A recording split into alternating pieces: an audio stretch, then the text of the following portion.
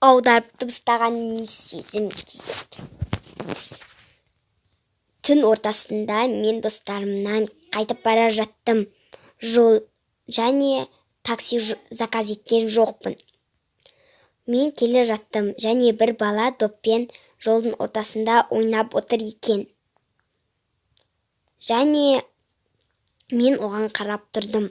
Алыстан қарап тұрдым.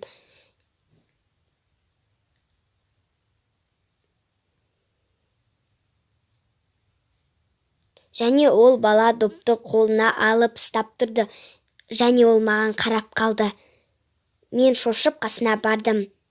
Балақай, сені ата-анаң қайда дедім. Бірақ ол үндемей тұрды. Сосын мен полицияға звондап көрдім. Олар өздері сөйлеседі деп ойладым. Сосын звондаған кезде соткам қуып звондалынбай тұрды. Сосын ол маған бір қағаз берді.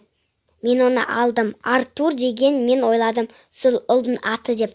Ал мына номер мамасының номері деп звондадым. Одан алған кезде анасы айғайлап жіберді. Мен шошып кеттім. Менің балам қайтыс болып кеткен деп звонды.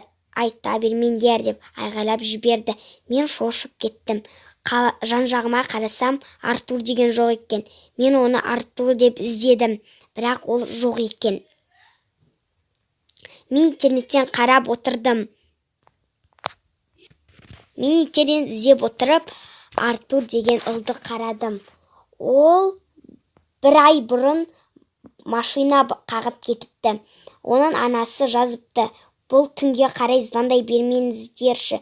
Мен шошыдым деп жібере беріпті.